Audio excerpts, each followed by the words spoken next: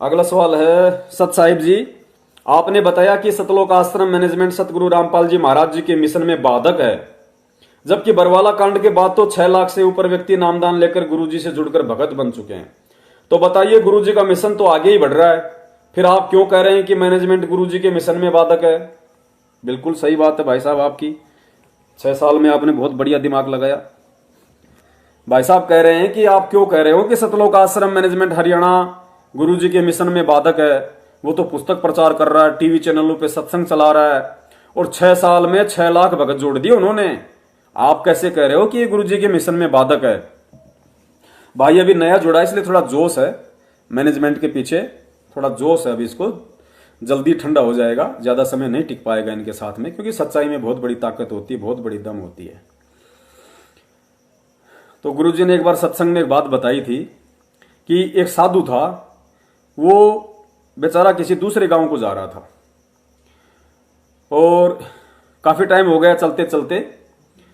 तो रास्ते में जंगल टाइप का था, कोई बनी जैसी थी, पेड़ पौधे बहुत ज्यादा थे। तो वहां उसने देखा कि कुछ युवा लड़के 4-5, एक छोटी सी झोपड़ी थी, वहां पे धुआं सा उठ रहा था, कुछ युवा लड़के थे। तो साधु ने सोचा चलो पानी वगैरह पी लेते हैं, थोड़ा आराम कर लेते हैं, कोई भगवान आत्मा होगी फिर आगे को निकल लेंगे।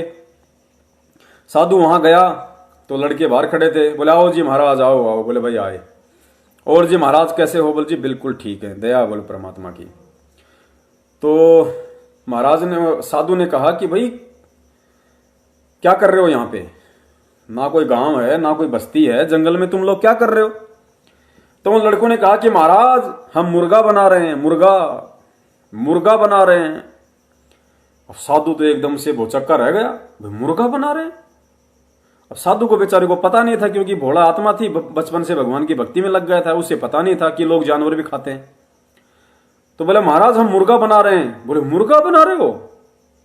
तो महाराज ने मन ही मन में सोचा, यार ये मुर्गा, बकरी, भैंस, इंसान, पशु पक्षी, पेड़ पौधे, ये तो सुना था कि भगवान बनाता है, और इंसान भी मुर्गा बनाने लग गया। भाई ये करिश्मा तो देखना पड़ेगा। बोले भाई कितनी देर में बन जाएगा? बोले महाराज बैठो, 10-15 मिनट में बनने वाला है, आधा से ज्यादा तो बन गया, 10-15 मिनट में बन के तैयार हो जाएगा। हाँ भाई फिर तो देख के जाऊंगा, भाई बैठो बैठो महाराज, बैठो पानी वानी पियो। महाराज को बड़ी उत्सुकता हुई कि भाई आज तो मुर्गा कैसे बनाया जाता है। तो काफी टाइम हो गया। अब इतने में एक लड़का आया, वो उधर से जो भी उसने बना रखा था उसको डाल के कटोरी में 2-4 चपाती और डाल के उसमें मुर्गा, और महाराज जी के सामने पेश कर दिया। लो जी महाराज जी, मुर्गा बन के तैयार है। मुर्गा बन गया महाराज? बन गया कहां? ये रखा महाराज हैं? तो महाराज ने माथे में 3 थप्पी मारी। बोले अरे नालायको, अरे कमबख्तो, अरे ये बनाया तो भगवान ने था। अरे नालायको, जब भगवान ने बनाया था तो ये कितना सुंदर पक्षी था, ये इसके ऊपर कलंकी थी, सुंदर सुंदर इसके पंख थे, कितना सुंदर जानवर था ये। बनाया तो भगवान ने था, तुमने तो इसको बिगाड़ दिया। अरे नालायको, तुमने बनाया कहां, तुमने तो इसको बिगाड़ दिया, बनाया तो भगवान ने था। तो भाई ठीक इसी प्रकार ये भगत बनाने का काम तो सतगुरु रामपाल जी महाराज जी ने किया था सतलोक आश्रम बरवाला में। भक्तों को जोड़ने का काम तो सतगुरु रामपाल जी महाराज जी बरवाला आश्रम में किया करते थे। इन नालायकों ने, इन मूर्खों ने, काल एजेंट सतलोक आश्रम मैनेजमेंट वालों ने जो भगत परमात्मा ने आश्रम में बनाए थे, उन्हीं भक्तों के हाथों में लठ देके, पत्थर देके, पेट्रोल बम देके, युद्ध करवा के, बरवाला कांड करके कितनों को बिगाड़ दिया। इन्होंने तो बिगाड़ने का काम किया है। आज उनकी आड़ में जो सतगुरु रामपाल जी महाराज जी अपने 27 साल की मेहनत से गांव गांव में जाके लोगों की गालियां तक खा के जो सत्संग कर करके उन्होंने एक एक पुण्यात्माओं को जो भगत बनाया था, उन भगतों को आज जेल जाने के बाद उनके नाम पे राजनीति करवा के, आरक्षणबाजी करवा के, गुंडों की सीबीआई जांच के समर्थन में खड़ा करवा के उनको बिगाड़ने का काम किया इन्होंने बिगाड़ दिया। उन भक्तों को जो परमात्मा ने बनाए थे उनको बिगाड़ दिया इन्होंने। अरे 6 साल में 6 लाख सतलोक आश्रम बरवाला में सन 2014 के समय 1 महीने में कितने लोग नाम दीक्षा लिया करते थे? 30,000 लोग हर महीने सतलोक आश्रम बरवाड़ा में नाम दीक्षा लिया करते थे। 30,000 काउंट करो, 30,000 एक महीने में, तो 12 महीने में कितने होंगे? 30 गुणा 12, 3,60,000। एक साल में 3,60,000 लोग वहां पे नाम लेते, कम से कम 3,60,000। अगर एक साल में 3,60,000 जुड़ रहे हैं तो 6 साल में कितने जुड़ेंगे? इंटू 6, 21,60,000 मिनिमम आइडिया, मिनिमम, जबकि वो तो बढ़ते हर महीने। आज 6 साल में तुम कह रहे हो कि इन लोगों ने 6 लाख जोड़ दिए। आज अगर गुरुदेव आश्रम में होते तो 21,60,000 जुड़ते। तो नालायकों, भगत समाज को जोड़ने का काम परमात्मा कर रहे थे या तोड़ने का काम ये मैनेजमेंट वाले कर रहे हैं? और गुरुजी जितने भगत छोड़ के गए थे उनमें से कितने भक्तों को इन्होंने बिगाड़ दिया, कितने भक्तों को काल के जाल में फांस दिया, राजनीतियां करवा के, उल्टे काम करवा के। तो भाई ये बनाने का काम परमात्मा कर रहे थे। आगे से ये बात मत बोल देना आप, क्योंकि अभी आपको नॉलेज नहीं है। अभी आपने भांग पी रखी है काल की, इन लोगों के पीछे लग के। भक्तों को बनाने का काम परमात्मा ने किया था, इन्होंने तो कांड के बाद में बिगाड़ने के काम किए और आज भी बिगाड़ ही रहे हैं। अरे दुनिया को भगवान पे विश्वास दिलाना चाहिए, दुनिया को भगवान की समर्थता बतानी चाहिए कि धरती पे भगवान है, प्रकट है परमात्मा। अरे जन्म लेने वाले भगवान तो कितने आए कितने गए। अरे रामकृष्ण जैसे 52 अवतार बोलिए, कितने आए कितने गए जो मां के पेट से जन्म लेके आते हैं और कहते हैं कि सबसे बड़ा भगवान कबीर, और कबीर मां के पेट से जन्म लेके आएगा। फिर कहते हैं संत रामपाल जी महाराज जी कबीर परमात्मा के अवतार हैं। अरे तो उनका अवतार कौन होता है? उनका अवतार खुद परमात्मा होता स्वयं, और वो जन्म लेके आएगा। तो भाई ये भक्तों को जोड़ने का काम परमात्मा कर रहे थे या तोड़ने और बिगाड़ने का काम ये मैनेजमेंट कर रहा है?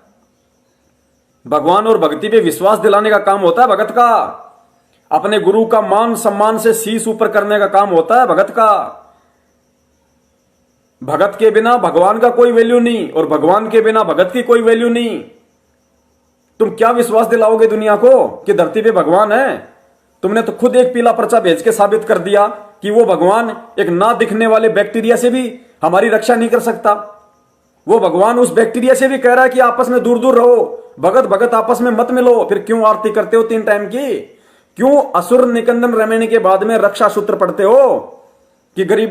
क्यों रक्षा सूत्र पढ़ते हो कि सतगुरु शरण शरण आई, शरण गए कछु भय नहीं व्यापे, रोग शोग छल छिद्र न व्यापे, सन्मुख न ठहराई। अरे सतगुरु की शरण में आने के बाद कहते हैं भय नहीं होना चाहिए, और ये भय डाल रहे हैं भक्तों के अंदर। जगत को क्या शिक्षा दोगे तुम? भक्तों को आपस में एक दूसरे से अलग कर रहे हो, भगवान के बच्चों को जिनके पास में शब्द शक्ति है, सतनाम जिनके पास में है। अरे जिसके पास में सतनाम है, यदि उसको कोरोना हो गया तो धिक्कार है उसकी भक्ति को, उसके भक्ति करने को धिक्कार है उस भगत को। फिर तो क्या विश्वास बना रहे हैं लोग? ये तो अविश्वास प्रकट कर रहे हैं गुरु जी पे। जिन लोगों को थोड़ा बहुत विश्वास होने लगा होगा, ये काल एजेंट तो उनका विश्वास तोड़ रहे हैं अपने बाप की प्रेरणा से, काल की प्रेरणा से।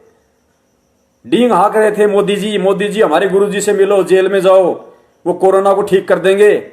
और अब अपने गुरु का संदेश दिखा रहे हो कि कोरोना से बचो, साबुन से हाथ धो, सैनिटाइजर का इस्तेमाल करो, मुंह पे मास्क पहनो। फिर कभी कभी पीले पर्चे में लिखते हैं कि जो भी भगत इन आश्रमों में आता है कृपया वो सरकारी गाइडलाइन का सम्मान करे। सरकार के आदेश हैं, उन्होंने एडवाइजरी जारी कर रखी है, हमने सरकार के कानून कायदे में रह के हमने यहां आना है।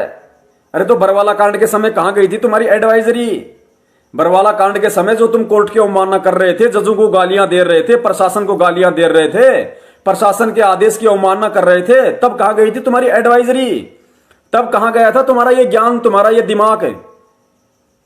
आज क्यों आ गया तुम्हारे अंदर दिमाग? क्योंकि आज पैसा आ रहा है कि भगत लोग अगर सही तरीके से आएंगे, नियम के अनुसार आएंगे, तो हमारा पाठ वाला धंधा चलता रहेगा। अगर ज्यादा आ गए, प्रशासन को पता चल गया तो यहां से भगा दिया जाएगा, तो हमारा पाठ प्रकाश का पैसा रुक जाएगा, धंधा रुक जाएगा। ये तुम्हारी एडवाइजरी है। नालायकों, डूब मरो कहीं जाके। और डूब मरे वो लोग जो इन गधों के, इन गद्दारों के, इन गुरु गद्दारों के, इन षड्यंत्रकारियों के, इन काल एजेंटों के पीछे आज तक अंधे होके लगे हुए हैं। जब तक कोई भी संगत का व्यक्ति भाई बहन इन काल एजेंट सतलोक आश्रम मैनेजमेंट हरियाणा वालों के पीछे लगा रहेगा, जब तक इनके नामदान केंद्रों पे जाता रहेगा, जब तक इनके हाथों ज्योति पाठ दान के नाम पे लुटता रहेगा, जब तक हिसार की तारीखों पे जा जाके घुटने तोड़ता रहेगा, उस भगत के घट और घर में भगवान नहीं है, गुरुदेव नहीं है, ध्यान रखना। क्योंकि परमात्मा ने अपने मुख कमल से वीडियो में पूरी दुनिया के सामने बोला कि राष्ट्रीय समाज सेवा समिति मेरी नहीं है, अर्थात सतलोक आश्रम मैनेजमेंट हरियाणा मेरा नहीं है। तो जो भगवान का नहीं है वो भगत का कभी जिंदगी में नहीं हो सकता। तो उस भगत के घर में और घट में गुरुदेव का वास नहीं है, जो भगत इन काल एजेंटों की चमचागिरी करता है और इनके पीछे लगा हुआ है, उसके घर और घट में भगवान नहीं है। बंदी छोड़ सतगुरु रामपाल जी महाराज की जय हो। सत साहिब।